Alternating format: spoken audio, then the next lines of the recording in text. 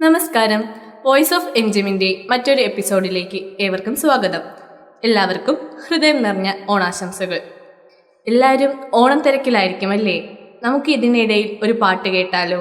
അതിനായി 9th സിയിൽ പഠിക്കുന്ന അവനി സുജിത് നമുക്ക് വേണ്ടി ഒരു ഓണപ്പാട്ട് ആലപിക്കുന്നു.